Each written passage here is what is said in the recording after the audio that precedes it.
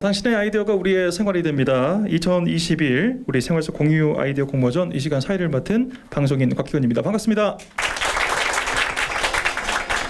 코로나19의 이 상황 속에서 저희가 방역과 그리고 여러분들 위생에 굉장히 좀 신경 쓰면서 이 공모전이 좀 진행되고 있다는 말씀을 드리도록 하고요. 이번 공모전의 공모 주제가 실생활에 접목시켜 누구나 공유할 수 있는 그런 아이디어입니다. 오늘 공모전의 참가팀은 일단은 10개 팀이 이 자리에 함께하고 계시지만은요. 지난 3월 2일부터 4월 7일까지 37일 동안 이 공모 기간을 통해서 정말 많은 분들께서 접수를 해주셨고 이 자리에는 치열한 서면 심사를 뚫고 올라오신 10개 팀이 지금 공모전의 마지막 결승을 앞두고 계시는 것 같습니다. 네, 본격적인 행사에 앞서서 심사위원장이신 장훈철 센터장님께서 심사 평가 방법과 더불어서 이번 공모전의 유의사항에 대해서 몇 가지 말씀해 주시겠습니다. 여러분 박수 부탁드리겠습니다.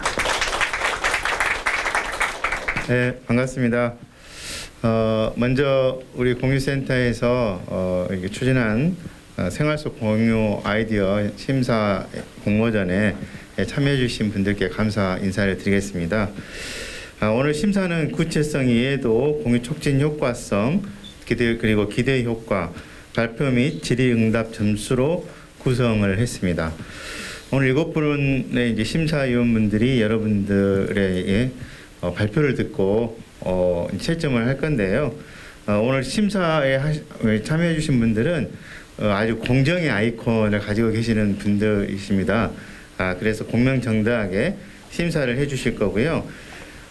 심사의 공정성을 기하기 위해서 일체 의견을 나눈다거나 조율하는 그런 거 없이 여러분의 발표가 끝나는 대로 곧바로 그때마다 심사표를 제출을 해서 토탈 점수를 이제 환산해가지고 등수를 가릴 것 같습니다. 그래서 공명정대하게 심사를 할 것임을 여러분들한테 공지를 드리고요. 그동안 열심히 준비를 해 오셨는데요. 열심히 잘 준비한 만큼 너무 마음에 부담 갖지 마시고 편하게 잘 발표를 해 주셔서 모두 좋은 결과 있으시길 바라겠습니다. 고맙습니다. 네, 고맙습니다. 네, 우리 심사위원장이신 우리 장훈철 센터장님께서 말씀을 해주셨던 것들처럼 저희가 이제 대면으로 이렇게 행사가 좀 진행되니만큼 최대한 저희가 이제 주의사항에 요즘 코로나19 상황 안에서 유의하면서 좀 진행을 하겠다는 말씀 좀 드리도록 하겠습니다. 조금 전에 말씀드렸던 것들처럼 5분의 발표 시간 그리고 5분의 질의응답 시간들을 잘 지켜주시고요. 자, 그럼 첫 번째 팀부터 한번 만나보도록 하겠습니다. 자, 공유 장바구니 다미의 주제를 가지고 오신 양현성님입니다. 어서 오십시오.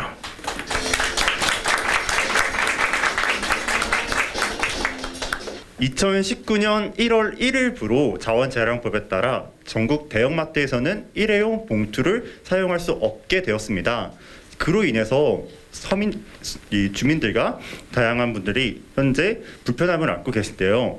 우선 비닐봉투를 안 주냐며 종업원과 손님이 싸우기도 하고 또한 장바구니를 두고 오고 잃어버리는 이런 상황 속에서 이 대형마트에서는 포장끈과 이 포장 테이프조차 제공이 중단되면서 환경에 대한 그런 보호를 강화하고 있습니다. 하지만 이러한 그 불편함을 해결해 주기 위해서 현재 대형마트에서 장바구니를 대여해주는 사업을 하고 있습니다. 하지만 전체 반납률은 10%도 채 되지 않습니다. 결국 장바구니를 대여해주는 것이 아니라 일회용 소비재처럼 생산되고 소비되고 있습니다. 그로 인해서 일부 대형마트에서는 아예 장바구니 대여 서비스를 중단하기도 하였으며 이제 장바구니가 수거가 되지 않다 보니까 매년 엄청난 양의 장바구니가 제작되고 있습니다. 하지만 장바구니 한 개가 일회용 비닐봉투를 대체하기 위해서는 131번을 사용해야지 대체가 됩니다. 장바구니는 일회용 비닐봉투보다 더 많은 온실가스를 배출하고 에너지를 소비하기 때문인데요. 하지만 앞으로는 2030년까지 모든 업종에서 일회용 비닐봉투 제공이 금지되며 앞으로 일회용 비닐봉투를 사용하지 못함으로써 일상 속에서 불편함은 더욱더 가중될 예상입니다.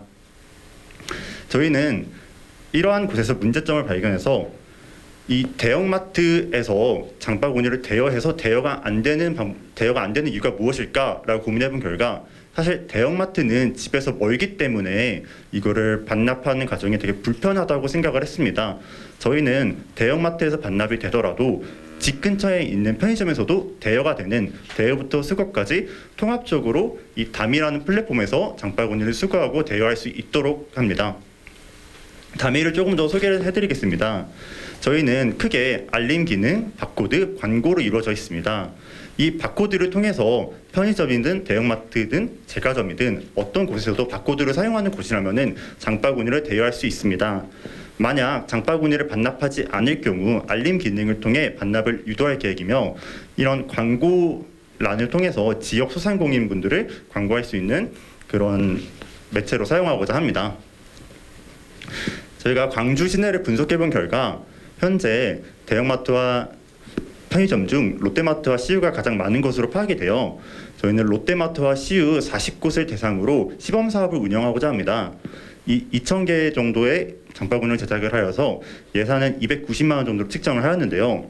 장바구니 개당 700원으로 제작되어 2,000개가 제작되고, 또한 홍보비를 하였을 때 저희는 이런 광주시 공모 사업을 통해서 자금을 조달할 계획입니다. 저희가 우선 1차적으로 이번 6월달과 7월달 사이에 시범 운영을 진행하고 9월달에 2021년 9월달에 정식 서비스를 운영하는 것이 목표입니다. 저희 일상 속에서 소비자분들은 생활 속의 불편함을 해결해 줄 수 있고, 대형마트에서는 재방문을 유도해 줄 뿐만 아니라 지자체에서는 비닐 처리 비용이 절감되고 또 비닐 사용이 줄게 되면서 환경적인 효과를 이뤄낼 수 있습니다. 우리가 매주 섭취하는 미세 플라스틱의 양은 신용카드 한 장 분량이라고 합니다. 이러한 일회용 비닐봉투부터 줄여 온실가스를 감소할 뿐만 아니라 플라스틱 사용도 감소시켜 장바구니를 진짜 친환경적으로 사용하는 담이가 될 수 있도록 하겠습니다. 앞으로 장바구니 담이와 함께 공유하는 일상이 찾아왔으면 좋겠습니다. 감사합니다. 자, 바로 이어서 두 번째 팀 소개하도록 하겠습니다. 폐자재를 업사이클링하는 아이디어를 가지고 오셨습니다. 임동환님, 네, 박수로 맞아주십시오. 네. 폐자재를 활용한 업사이클링을 주제로 발표할 발표자 임동화입니다. 지금부터 버려지는 것들의 즐겁고 재미난 변신 한번 살펴보도록 하겠습니다.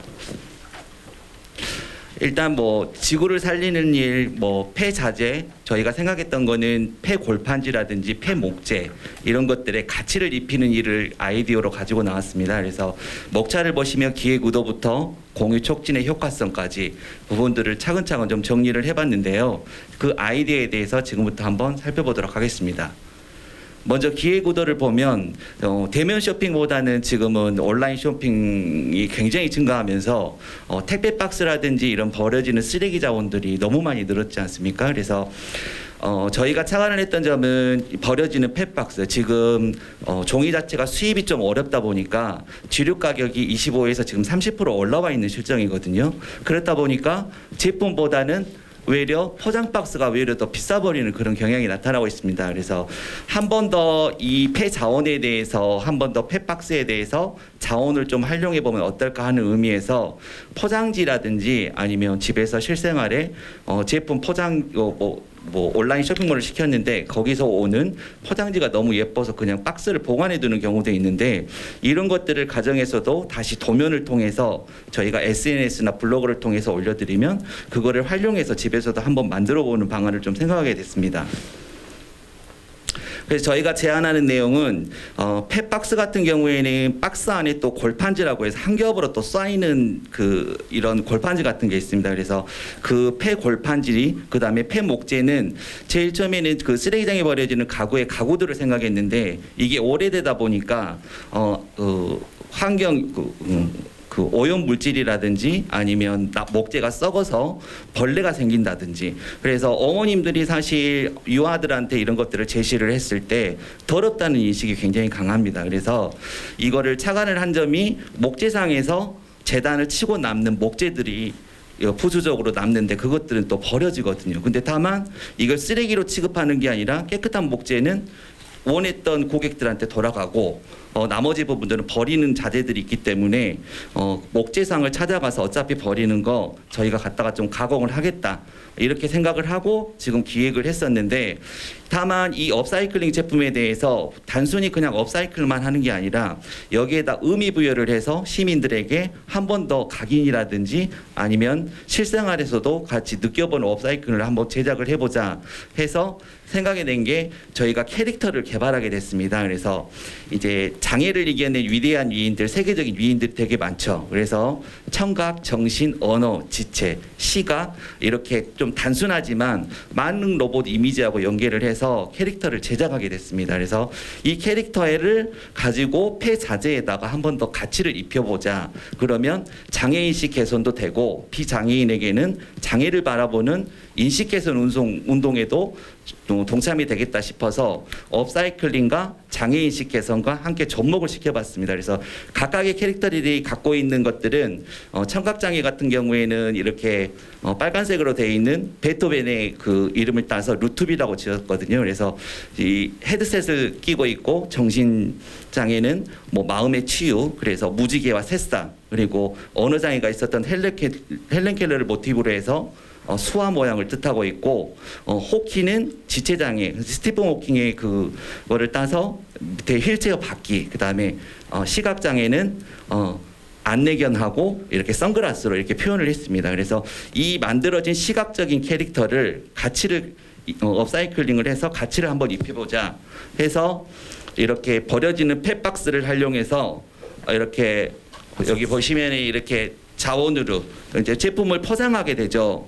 제품이 들어오면. 근데 대량으로 생산을 하기에는 박스들이 막 1000개, 2000개 이렇게 제작하다 보면 나는 100개만 필요한 경우가 많거든요. 그래서 기업들이나 뭐 원하는 고객들이 있었을 때 이렇게 폐 자원을 가지고 폐 박스를 만든다든지, 아니면 아까 저희가 접목을 했었던 그 캐릭터를 이렇게 폐 자원을 활용해서 접어지는 저금통이라든지 색칠을 해서 한 번 더 저렇게 조립 형식으로 만들어 보는 것들, 그리고 폐 목재 같은 경우에도 저희가 절단된 목재를 가져다 쓰기 때문에 크지가 않아요. 그래서 이렇게 조그만 것들 이렇게 목재상으로 좀 이렇게 만들어가는 일들을 좀 아이디어로 제시하고 있습니다. 공여 가치와 지속성은 뭐 환경적, 경제적, 사회 지속성 이렇게 나눠봤는데요. 이런 것들이 자꾸 이루어짐으로 해서 시민들의 동참을 이끌어낼 수 있다고 생각을 합니다. 그래서 뭐 아까도 말씀드렸지만 제품들은 다양하게 이렇게 조금 생각을 하고 있고 시간이 너무 촉박한데. 그러니까요. 네. 그래서 조금 더 발전을 시킨다면 강주광역시의 이런 무형 자원에 대해서 조금 더 개발적으로 업사이클링 제품을 찾아오는 관광객들이나 시민들에게 훨씬 더 많은 가치 창출을 이뤄내지 않을까 이렇게 생각하고 있습니다. 단지 뭐 지금 두 팀의 발표를 들었을 뿐인데 아이디어들이 정말 대단하다라고 하는 것들을 느끼시고 계시지 않을까 좀 싶습니다. 자, 이번에 세 번째 팀 만나보도록 하겠습니다. 우리 비추로라고 하는 주제로 오셨네요. 강태성님 어서 오십시오. 박수 부탁드리겠습니다.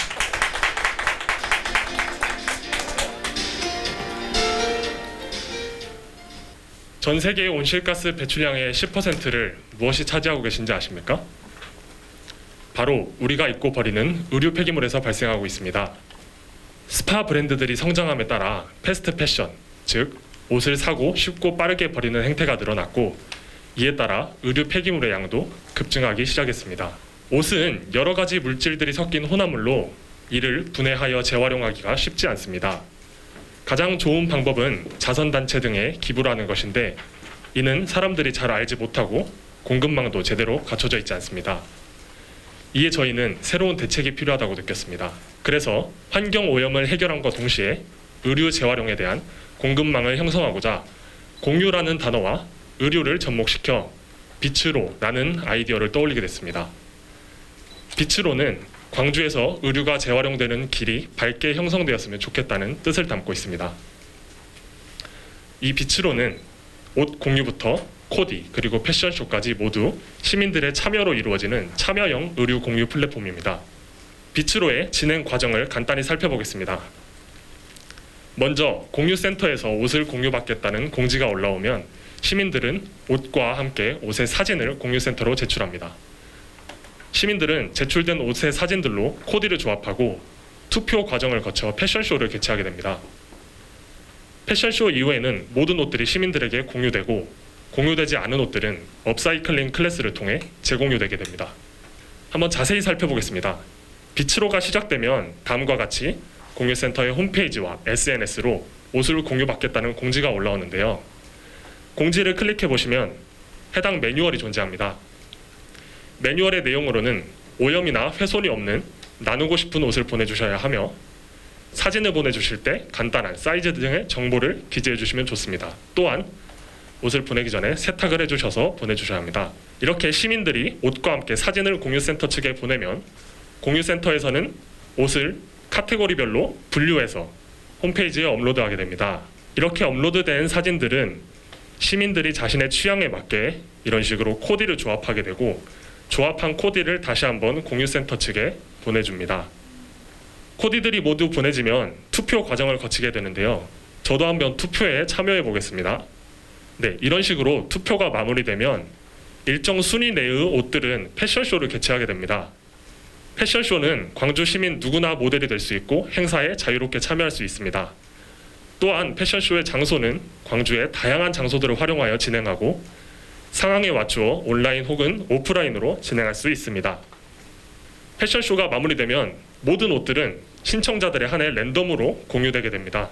공유가 되지 않은 옷들은 공유센터 내의 자체적인 업사이클링 클래스를 통해 재공유되는데요. 업사이클링 클래스란 공유되지 않은 옷들을 실생활에 유용한 모자나 장갑 등으로 재탄생시켜 우리 이웃에게 다시 나눠주는 방식입니다.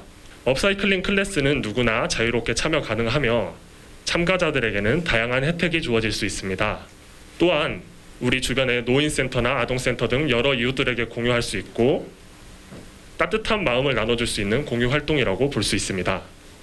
비츠로의 기대 효과는 다음과 같습니다. 먼저 의류 재활용에 대한 공급망을 형성함으로써 환경오염에 대한 부담을 감소시킬 수 있고 패션쇼와 같은 경우에는 광주광역시만의 새로운 문화 트렌드로 자리잡아 다른 지역에 선한 영향력을 행사할 수 있습니다.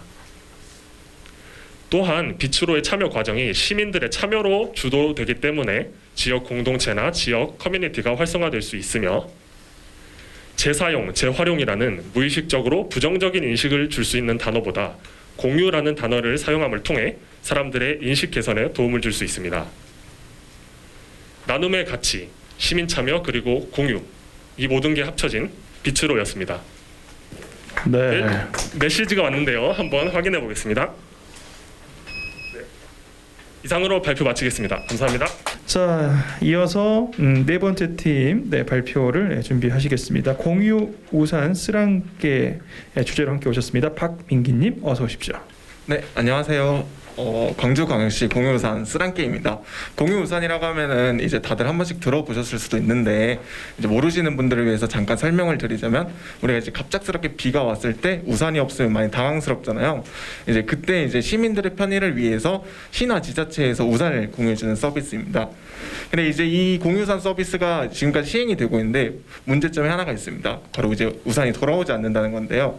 2017년도부터 20년도까지 정말 다양한 각 지자체에서 시행을 했지만 회수율을 보시면 정말 참담하죠. 그래서 저희가 이제 왜 이렇게 회수율이 낮을까?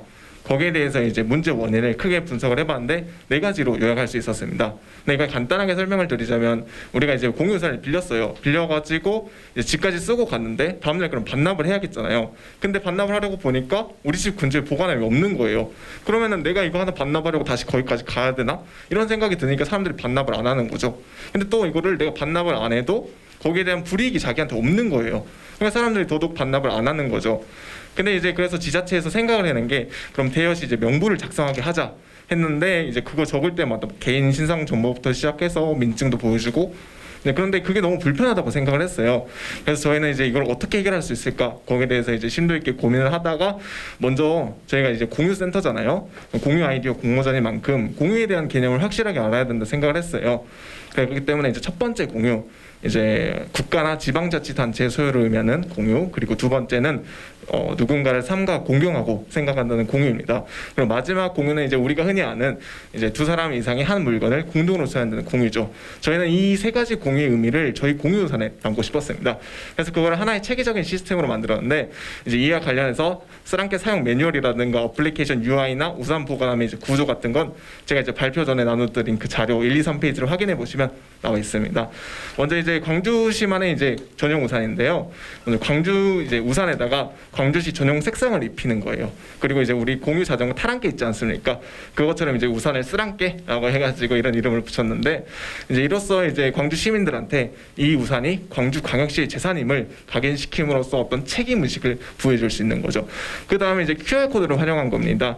저희가 이제 맨 처음에 우산 보관함 형태로 이제 키오스크를 생각을 했는데 아무리 생각해도 어르신들은 이제 키오스크 활용이 너무 어려워하시잖아요. 그래서 고민을 한 게 뭐냐면은 저희 이제 코로나 때문에 이제 뭐 명부 같은 거 작성할 때 이제 QR 코드를 활용하다 보니까 어르신들도 이제 어느 정도 활용을 하실 수 있으시더라고요. 그 점을 생각해서 이제 QR 코드 대중화를 이용해서 QR 코드로 하자라고 생각을 했습니다. 그리고 제가 또 이제 대학생들한테 물어봤어요. 이제 만약에 우리가 공유 우산을 시행을 하면 어디에 설치해줬으면 좋겠냐. 그랬더니 이제 75%가 버스 정류장에 설치해줬으면 좋겠다고 대답을 했는데 한번 이제 상상을 해보면 우리가 이제 비가 와요. 그래가지고 버스 정류장에 딱 들어갔는데 이제 거기에 공유 우산이 있는 거죠. 그래서 QR 코드로 인증을 하고 우산을 빌린 다음 집에 이제 쓰고 가다가 비가 그치면 그냥 자기 집 주변에 있는 정류장에다가 그냥 반납하면 돼요. 그렇게 해서 이제 이렇게 정말 편리한 공유우산 서비스를 만들었는데 이 공유우산 서비스의 이제 세 가지 기대 효과를 보면은 제가 또 이제 궁금했거든요. 광주광역시에서 비 오는 날 하루에 우산이 얼마 팔릴까? 그래서 이제 통계 자료가 없어가지고 그냥 편의점 다 돌아다니면서 점주분들한테 물어봤죠. 그때 이제 평균 한 6개 정도가 나와요. 근데 이제 광주에 있는 편의점 수가 900개고 곱하면 이제 5,400개죠. 대략 5,000개 정도 이제 사봤을 때 하나에 5,000원이잖아요. 그럼 이제 곱하면은 2,500만 원. 근데 이제 하루에 비가 올 때마다 광주광역시 시민의 2,500만 원이 어떻게 보면 낭비가 되는 거죠. 그런 걸 막아줄 수 있을 뿐더러 이제 공유우산, 이제 우산 같은 거를 우리가 버리면은 썩는데 100년이 걸려요. 그리고 이제 이걸 소각 처리를 진행하게 되면은 발암 물질인 다이옥신이나 분진 같은 게 나오기도 하죠. 저는 이런 환경 오염도 해결할 수 있을 뿐더러 이런 것들 통해서 이제 뭐 시민의 편의성을 도모해줄 수 있고 또 광주광역시가 AI 빅데이터 중심 도시지 않습니까? 그러니까 이제 저희가 이런 IoT 시스템이 일상 속에 깃들어 있을 수 있는 그런 이제 광주를 첨단 도시로 만들어 볼 생각입니다. 근데 제일 중요한 거는 이게 이제 지금까지 계속 시행이 됐잖아요. 그 이유는 실패를 해도 계속 시행했던 이유는 그만큼 시민들이 필요로 하니까 어떻게 보면 필요성이 입증이 됐죠. 근데 그거를 해결할 수 있는 방안을 이제 못 찾은 거죠. 근데 저희가 이거를 진짜 시행을 해서 성공을 시켜보겠다라고 이제 생각을 했거든요. 근데 아무래도 그게 진짜 중요한 것 같아요. 누가 맨 처음에 이제 시도를 했는지는 그렇게 중요하지 않고 다들 성공한 사람을 기억해 주잖아요. 그렇기 때문에 저희는 이거를 이제 성공시킬 건데 이제 어떻게 성공시킬지에 대해서는 이제 질의응답 시간에 질문해 주시면 거기에 답을 하겠습니다. 번뜩이는 아이디어들 너무 좋기도 하고요. 실적으로 이제 먼저 말씀드렸던 것들처럼 이런 공유의 아이디어들이 우리 현장에서 또 사용이 가능한지 여부에 대한 질의응답이 또 있었던 것 같습니다. 자, 이제 다섯 번째 팀 소개하도록 하겠습니다. 공유 옷장을 아이디어를 가지고 오셨는데요. 박인용님입니다. 어서 오십시오. 안녕하세요. 옷장에 공간이 부족한 광주인을 위한 공유 옷장 플랫폼 발표 시작하겠습니다. 우선 공유 옷장에 대해 설명하기 전에 저의 고민에 대해서 잠깐 이야기를 해볼까 합니다. 고민 한창이 이맘때쯤이면 저에게 항상 한 연락이 옵니다. 집 근처 세탁소에서 드라이 클리닝을 맡겨놓은 겨울옷을 찾아가라는 연락인데요. 그럼 저는 그때부터 고민을 시작합니다. 두껍고 부피가 많이 나가는 겨울옷을 이제 또 어디에 보관을 해야 하나. 근데 그건 비단 저만의 고민이 아니었습니다. 20대, 30대라는 많은 사람들이 고민하는 문제였죠. 왜일까요? 당연히 옷장에 비해 옷이 너무 많기 때문입니다. 대한민국에는 봄, 여름, 가을, 겨울 4계절이 존재합니다. 그리고 각각의 계절에 맞는 옷들을 가지고 있죠. 이런 계절의 옷들을 모두 합치면은 옷의 수용량을 넘어가는 경우가 많게 되는 겁니다. 그러면 저와 같은 고민을 시작하는 거죠. 그래서 저는 생각했습니다. 안 쓰는 계절의 옷들을 그저 넣어만 두는 거라면 그 옷들을 보관할 수 있는 공유 공간이 있으면 어떨까? 겨울에 여름 옷을 보관할 수 있고 여름에 겨울 옷을 보관할 수 있는 장소, 옷장의 공간을 공유하는 장소가 있으면 좋겠다. 그것이 바로 공유 옷장입니다. 공유옷장은 세 가지로 설명할 수 있습니다. 의류 수거, 의류 보관, 의류 배송. 의류 수거는 말 그대로 사용자로부터 의류를 받아 공유옷장에 저장하는 과정입니다. 공유옷장을 사용하자는 고객은 어플을 이용해서 아우터, 바지, 상의 각각의 개수를 신고를 하면 그 각 의류에 대한 보관료와 기간을 곱해 금액이 산정이 되고 그 금액의 결제가 완료되면 의류 수거인이 방문하여 각 의류들을 오염물 방지를 위한 의류 커버에 포장 후에 공유옷장으로 수거해 갑니다. 이렇게 수거되어진 의류들 이제 관리하는 과정이 바로 의류 보관입니다. 의류 보관에 있어서 첫 번째로 필요한 것은 보관 장소입니다. 한 개의 의류가 3개월에서 많게는 9개월까지 장기적으로 공간을 차지할 예정입니다. 초기에도 많은 의류들을 보관할 수 있는 장소가 필요하죠. 하지만 꼭 큰 공간을 돈을 주고 빌릴 필요는 없습니다. 가정과 같은 생활 공간이 아닌 세탁소처럼 옷만 보관하는 장소라면 적은 공간으로도 많은 양의 옷들을 효율적으로 보관할 수 있습니다. 즉 공유센터에서 현재 공유 공간으로 활용되고 있는 방 중 하나를 현재 사용하는 것만으로도 공유 옷장에 대한 초기 광주 시민들의 반응을 확인하는 데는 충분할 것입니다. 추후 공유 옷장이 좋은 반응으로 이용자가 수용 범위를 넘었을 때는 그때 이제 창고와 같은 큰 공간을 대여하는 방향으로 진행하면 됩니다. 물론 의류 보관 공간은 작든 크든 의류를 쾌적하게 보관하기 위해 온도와 습도, 도난 방지를 위한 CCTV와 같은 필수적인 환경을 조성해주는 과정은 필요합니다. 이렇게 의류 보관 장소가 마련이 되면 두 번째로 필요한 것은 의류를 효율적으로 관리하기 위한 데이터입니다. 모든 의류들은 수거될 때 각각 이용자의 아이디, 보관 기간, 그리고 고유 번호를 부여받습니다. 이용자는 공유옷장 어플에서 이 고유 번호를 사용하여 의류의 보관 기간을 연장하거나 조기 배송을 받을 수 있으며 공유옷장 관리자는 고유 번호를 이용하여 의류를 관리하고 필요 의류를 찾는 데 효율성을 높일 것입니다.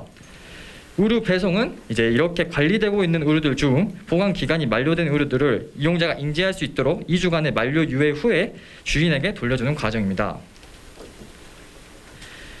그렇다면 이러한 공유 옷장은 어떤 기대 효과를 우리에게 보여줄 수 있을까요? 저는 세 가지의 기대 효과를 제시하고자 합니다. 첫 번째는 공유 옷장을 사용자가 느낄 수 있는 옷장 속 미니멀 라이프입니다.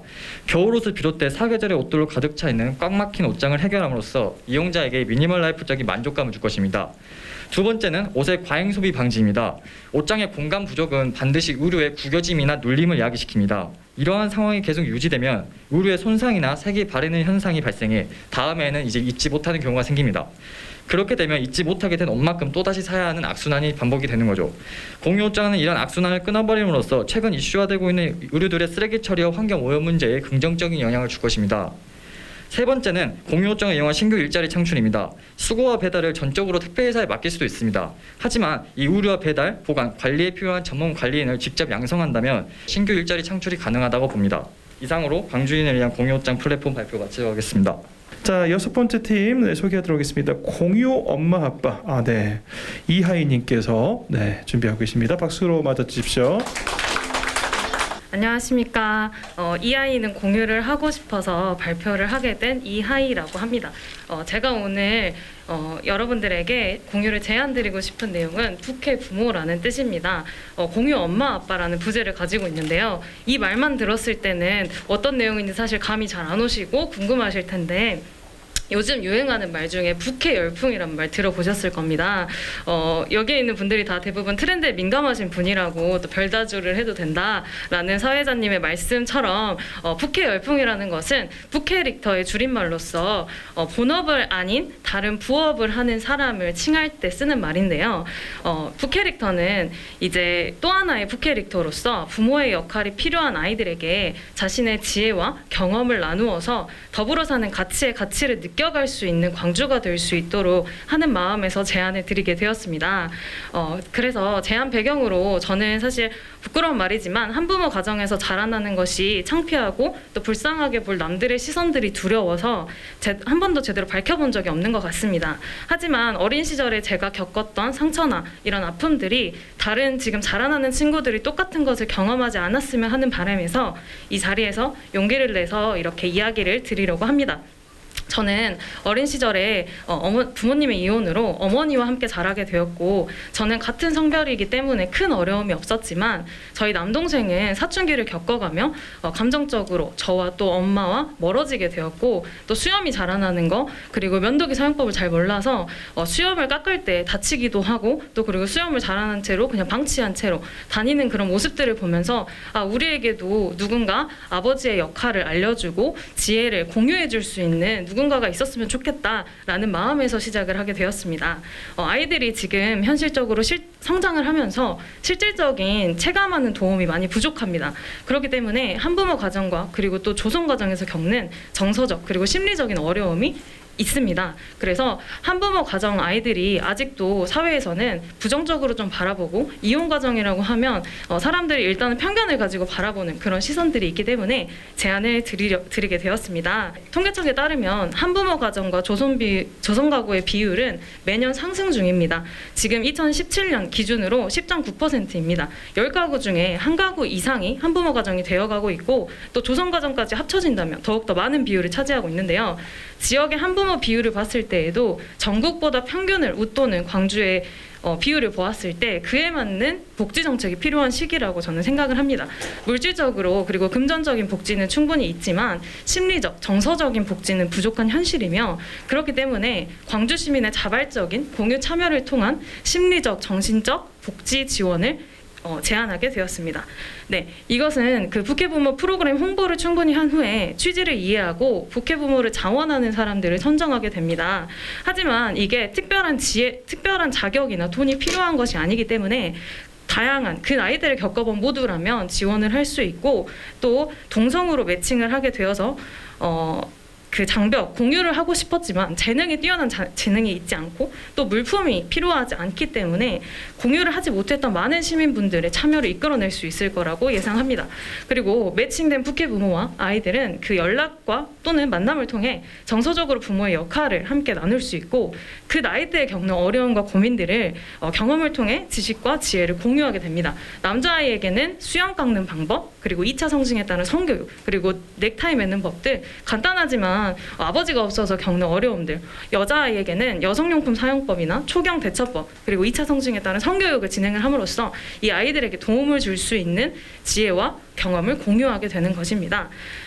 그래서 이 부캐 부모를 통해서 매년 상승하는 한부모 가정과 조성 가정에서 자라나는 아이들에게 정서적이고 정신적인 복지 정책이 될 예정이고 또 부모와 부모의 부재로 인해서 불안함과 상실감을 느껴 위축되는 것이 아니라 마음과 정신이 훌륭한 어른으로 성장할 수 있을 거라고 예상합니다. 또 그리고 가장 큰 문제점인 이 아이들이 생활의 어려움, 경제적인 어려움으로 인하여서 정신적으로 방치가 되는 경우가 굉장히 많아 집 밖으로 방황을 하게 되는데요. 하지만 한 명 더 부모뿐만 아니라 잡아주는 사람이 생김으로써 안정감을 느끼고 또 부모를 이해함으로써 부모와 관계 개선이 가능할 것 같습니다.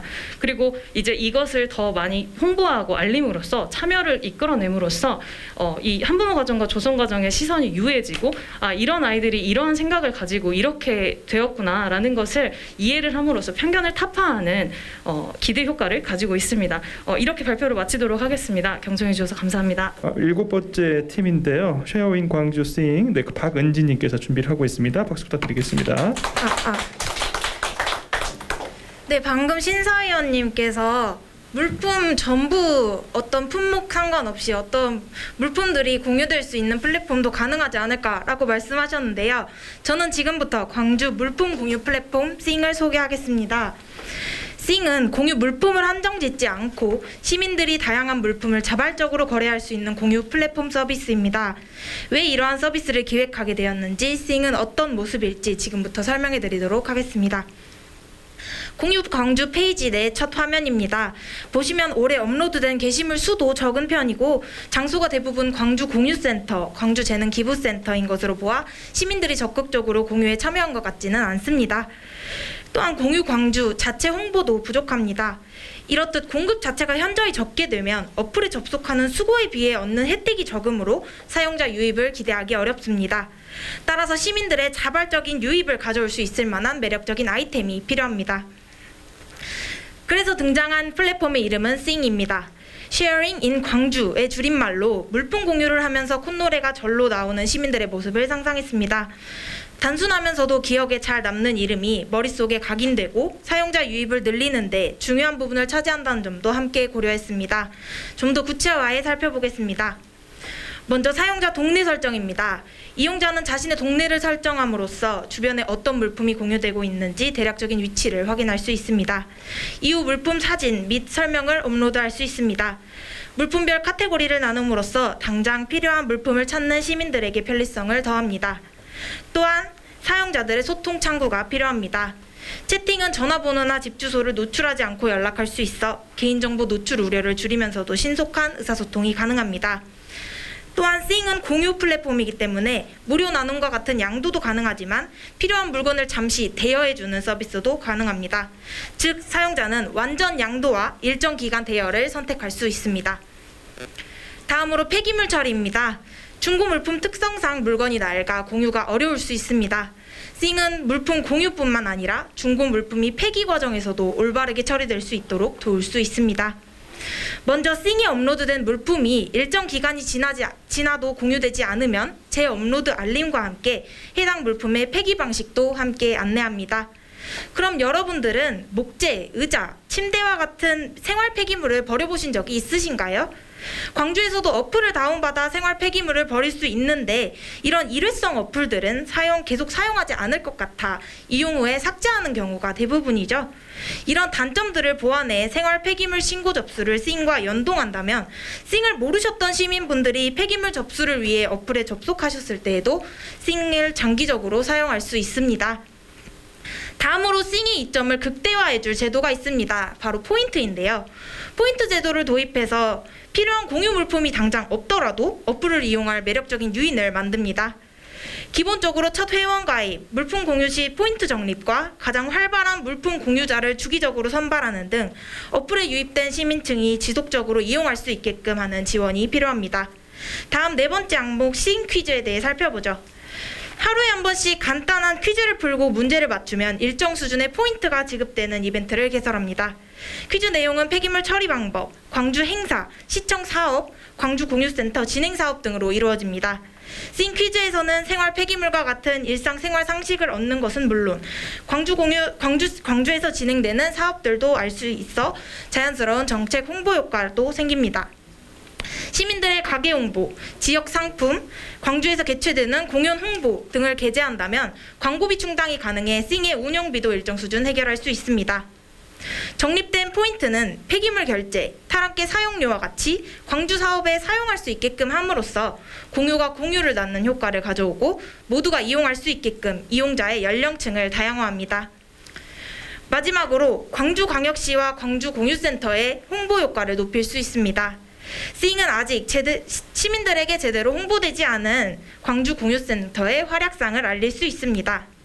앞서 언급한 싱 퀴즈는 공유센터의 사업들을 각인시킬 수 있고 싱의 공유 물품 목록 사이에 광주시청 및 광주공유센터 사업 소개글을 배치하여 시민들이 굳이 찾아보지 않아도 자연스럽게 관련 사업에 노출될 수 있도록 할 수 있습니다. 자연스럽고 자발적인 참여 속에서 이루어지는 홍보는 그 효과를 더 극대화할 수 있을 것이라고 생각합니다. 감사합니다. 자, 이어서 이제 벌써 8번째 팀입니다. 우리 반틈 냉장고 우리 김지원님께서 발표해 주시겠습니다. 여러분 박수 부탁드리겠습니다.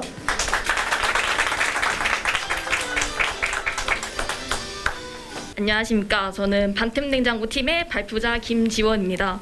저희는 공유 부엌 시설과 마일리지 공유 냉장고를 통해 식품을 교환하고 공유하는 서비스를 제안하고자 합니다. 네, 저의 일단 반틈 냉장고는 우선 기존에 실시되고 있는 타 지자체나 광주 북구의 행복 나눔 냉장고 등 기존의 공유 냉장고 사업들과 다릅니다. 이들은 대다수가 지역 주민들이 음식을 기부하고 저소득층이 식품을 가져가는 기부 개념으로 진행되고 있습니다. 하지만 반틈 냉장고는 이와 달리 마일리지를 통해 식품을 교환함으로써 모든 광주 시민이 공유 경제를 실현하고 또 동시에 음식들을 싹쓸이해가는 이용자들을 막는 프로젝트입니다. 네, 반틈 냉장고의 반틈은 반절을 의미하는 전라도 사투리입니다. 전라도 사투리를 사용해서 지역의 특색을 담고 나 반틈, 너 반틈 나눠 먹으며 공유의 가치를 더해가자는 의미를 담았습니다. 네, 이 반틈 냉장고를 통해 공유되는 물품은 크게 두 가지 범주인데요. 우선 식품 식품으로서 유통기한이 2일 이상 남은 식자재 및 가공품, 사업자 등록된 사업장에서 조리된 식품, 공유 부엌에서 조리된 식품, 반조리 식품 및 내용식품 등이 공유됩니다. 또한 공간으로서 기존에 공유 광주에서 운영하고 있는 공유 부엌방이나 또 폐업 가게에 취식 가능한 공간을과 또 반틈 냉장고를 설치해서 사업 소비자들의 편리성을 더 증대시키고 또 기존의 공유 부엌 사업을 더 활성화시키게 하였습니다.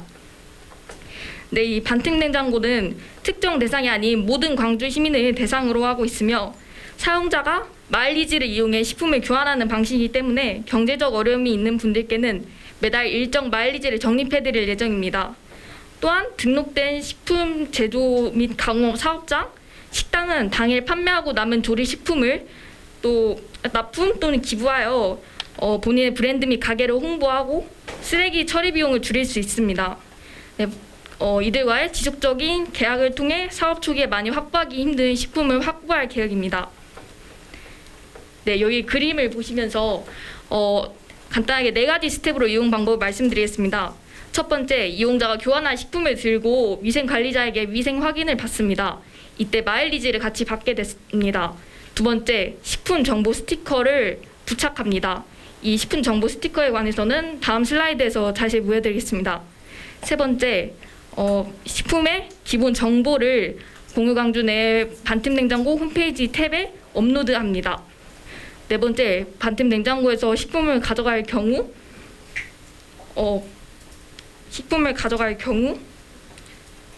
위생 관리자에게 확인을 받고 선택한 식품의 마일리지만큼 차감한 후 가져갑니다. 이후 여기 공유 부엌방에서 조리하시거나 취식 공간을 이용하시거나 가져가시면 됩니다. 네. 앞서 설명드린 식품 정보 스티커는 이러한 형식으로 식품의 기본 정보가 담기게 됩니다. 우선 이 마일리지 부여 방법은 일단 기본적으로 영수증을 가져오시면은 그 영수증을 토대로 마일리지를 부여해 드립니다. 또는 영수증이 없으시면은 한국물가협회에서 이렇게 한국물가에 검색을 하면은 이렇게 검색 결과가 뜨는데요. 이 결과를 토대로 마일리지를 부여해 드립니다. 네, 이 반틈 냉장고는 각 냉장고별로 책임자를 배치하여 위생관리 책임자가 전적으로 위생 및 식품 유통기한을 관리하게 됩니다. 반틈 냉장고 이용에는 예약이 필요 없지만 공유 부엌과 취식 공간을 이용할 때는 한정돼 있기 때문에 예약이 필요합니다. 따라서 이 예약하는 방법은 전화, 공유광주 홈페이지 내에 반틈 냉장고 탭, 오픈 카톡, 현장 예약 등이 있습니다. 네, 좀 더 이 사업을 소비자들의 편리성을 좀 더 증대시키기 위해서 어플을 제작하는 방법도 있는데요. 공유광주 자체 어플 또는 반틈 냉장고 자체 어플을 제작하여 소비자들이 이용자들이 식품을 새로 등록하고 현재 냉장고에 있는 식품을 조회하고 개인 마일리지를 관리할 수 있게 되어 이용자들의 접근성과 편리성을 높일 수 있습니다. 네, 이 반틈 냉장고는 우선 1인 가구의 식사 불균형을 개선할 수 있으며 진정한 공유 경제를 실현할 수 있고 이러한 다양한 기대 효과가 있습니다. 네, 아무리 좋은 사업이더라도 홍보가 충분히 되지 않으면 무용지물이 되기 쉽습니다. 따라서 이렇게 3가지 방법으로 사업 초기에 홍보를 하여 시민들이 좀 더 잘 이용할 수 있도록 할 생각입니다. 자, 빠르게 가보도록 하죠. 우리 9번째 발표해 주실 에코릴 독서대 정준형 님입니다. 네, 안녕하세요. 네.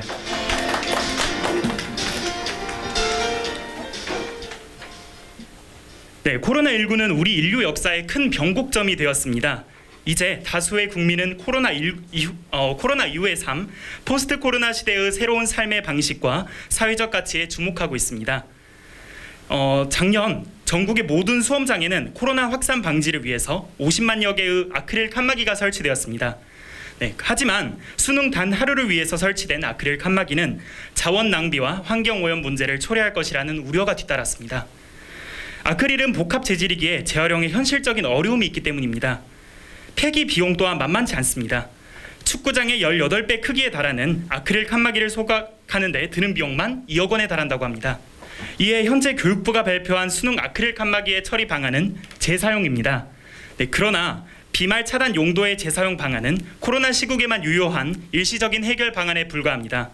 머지않아 도래할 포스트 코로나 시대에 용도를 잃게 될 아크릴 칸막이의 장기적 해결 방안의 필요성이 대두되고 있습니다. 전문가들은 수능 아크릴판이 복합 재질의 부정행위 방지를 위한 반투명 코팅이 되어 있다는 점에서 비용과 효용 문제로 재활용이 현실적으로 어렵다고 지적합니다. 네, 지금 이곳에도 아크릴 칸막이가 설치되어 있는데요. 심사위원분들께서 좌우로 둘러보시면 아크릴 칸막이가 설치된 모습을 보실 수가 있을 것입니다. 네, 그런데 코로나가 끝난다면 이 아크릴은 어떻게 될까요? 칸막이 수요가 지금과 같이 많을까요? 저희는 이러한 점에서 리사이클링이 아닌 업사이클링의 방식으로 아크릴을 자르고 붙이는 간단한 과정만으로 쉽게 만들 수 있는 독서대를 제작하고자 합니다. 또한 아이디어 도출 과정에서 대학생 온라인 커뮤니티에서 설문을 조사한 결과 도서관 공유 독서대 서비스 이용할 의향이 있는가라는 질문에 77%의 학생이 그렇다고 대답하면서 독서대 공유 서비스에 대한 수요를 확인할 수 있었습니다. 에코릴은 머지않아 도래할 포스트 코로나 시대에 용도를 잃게 될 아크릴 칸막이를 독서대로 업사이클링하는 프로젝트입니다. 네, 이렇게 제작된 에코릴 독서대를 지역의 공공시설에 배포하고 각 시설 이용자를 대상으로 독서대 대여 서비스를 시행하고자 합니다. 먼저 준비 단계입니다. 지역 학교를 통해서 수능 아크릴 칸막이를 확보하고 시범 사업을 준비합니다. 네, 그리고 시행 단계에서는 지역 사회적 기업을 아크릴 가공 업체로 선정하고 아크릴판으로 독서대를 제작합니다. 다음은 운영 단계입니다. 이렇게 제작된 에코릴 독서대는 학교, 작은 도서관, 아동센터, 복지시설, 그리고 공유센터 등의 공유센터와 같은 지역 공공기관에 배포됩니다. 네, 시민들은 해당 기관에서 책과 함께 아크릴 독서대를 대여하여 공유 독서대로 이용합니다. 다음은 확장 단계입니다. 에코릴 프로젝트는 공유 사업에 그치지 않고 광주 공유센터에서 진행 중인 재능 공유 수업과 연계가 가능합니다. 네, 연계 체험으로는 공유 공간인 지인 메이커스퀘어 등과 협약을 통해 재능 공유 원데이 클래스를 진행하고자 합니다. 네, 에코릴 재능 공유 원데이 클래스는 설계와 가공을 직접 체험해보는 에코릴 메이커 교육, 그리고 나만의 독서대를 아이들이 직접 만들어보는 DIY 체험으로 구성됩니다. 네, 이를 통해서 전문가와 함께 독서대 설계와 가공을 직접 체험하는 과정을 통해 메이커 역량을 향상시킬 수 있으며 아이들은 업사이클링의 주체로 환경 보호에 관심을 갖는 것은 물론 직접 제작한 독서대를 사용함으로써 독서에 대한 흥미를 높입니다. 네, 다음은 저희가 직접 제작해본 시제품 도안입니다. 네, 지금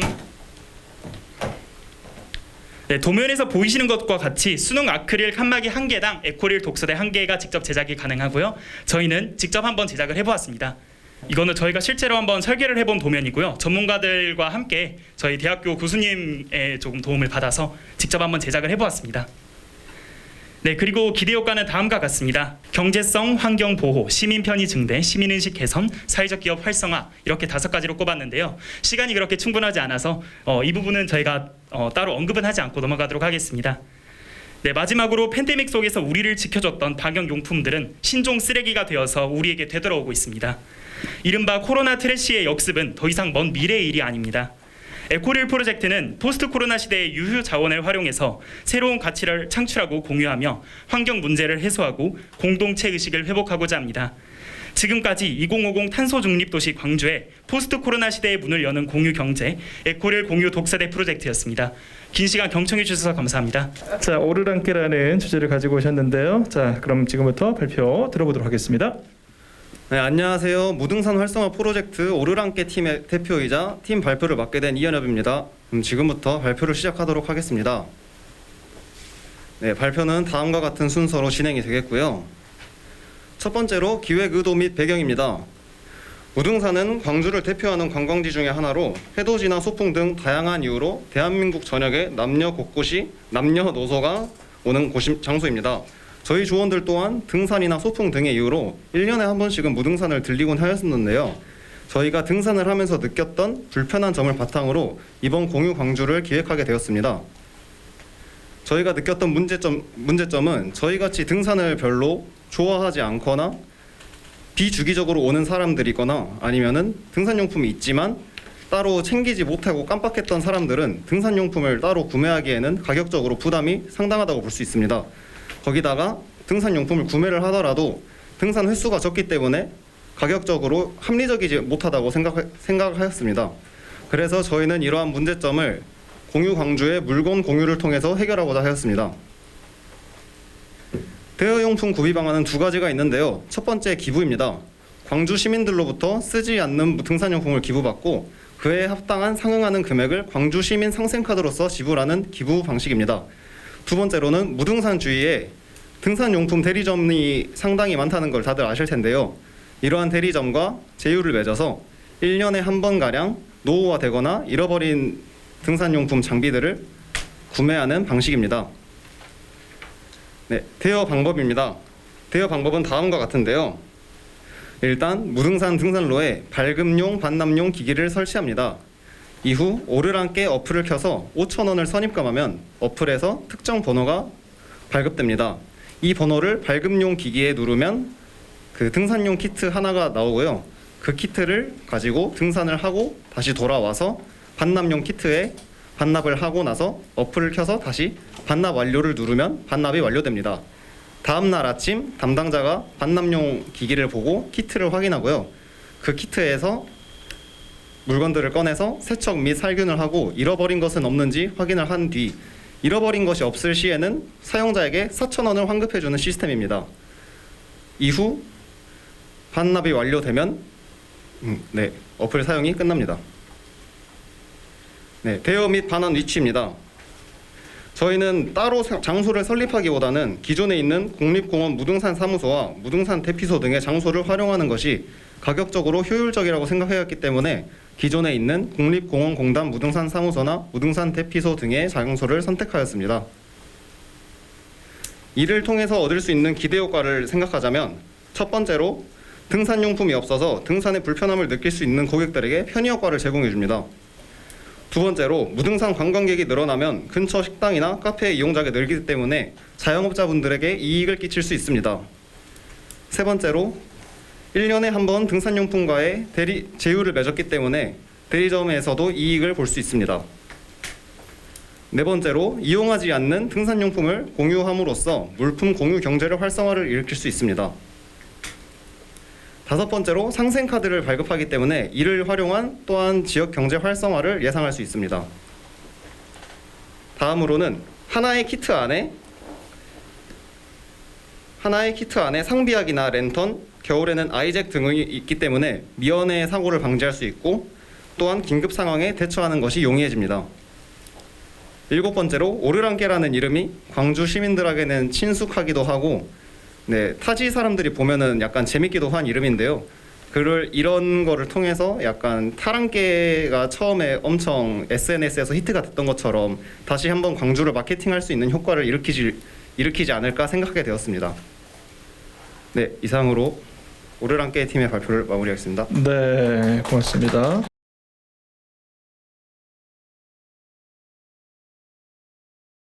자, 그러면은 본격적으로 생활 속 공유 아이디어 공모전의 시상식을 시작을 하도록 하겠습니다. 자, 먼저 이 장려상인 광주 공유센터장상 4개 팀의 발표를 하도록 하겠습니다. 시상은 우리 공유센터장님께서 해주시겠습니다. 박수로 맞아주십시오.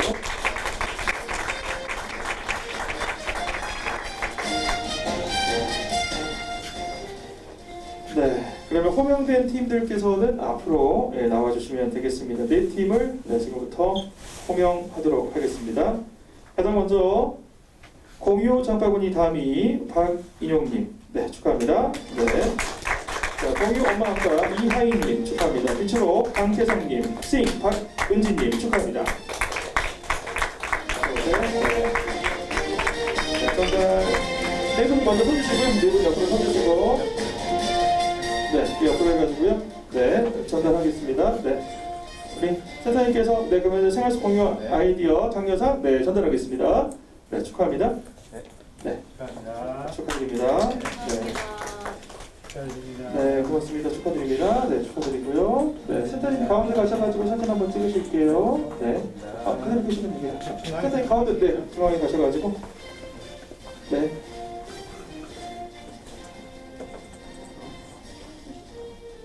네, 고맙습니다. 네, 환자 살짝 한번 웃어주시고요. 네, 고맙습니다. 네. 자, 이어서 우수상 두 팀 발표하도록 하겠습니다. 이 시상은 우리 광주광역시장님을 대신해서 우리 정승기 주무관님께서 도움 주시겠습니다. 앞으로 나와주십시오. 네. 우수상 두 팀 발표하겠습니다. 축하합니다. 공유우사 쓰랑깨 박민기님, 오르랑깨 이현엽님 축하합니다. 네.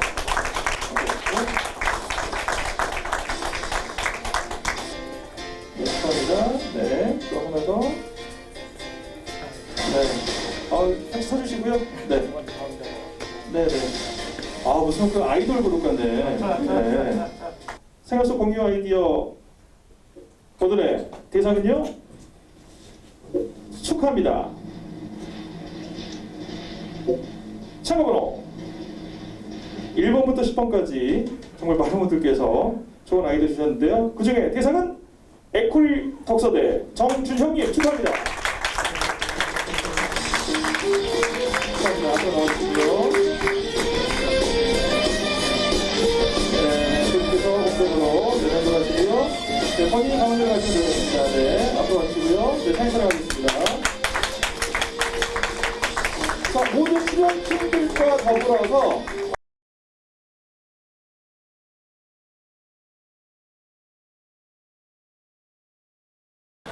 이 자리를 빌어서 저를 좋게 평가해 주신 심사위원님들과 좋은 자리 마련해 주신 공유센터장님께 깊은 감사의 말씀 올립니다. 오늘 이렇게 공유 아이디어가 굉장히 많다라는 것을 조금 느끼게 됐고, 많은 분들이 좀 쟁쟁한 가운데서 이렇게 공유가 많이 활성화가 될 수 있겠구나라는 희망을 가지게 되었습니다.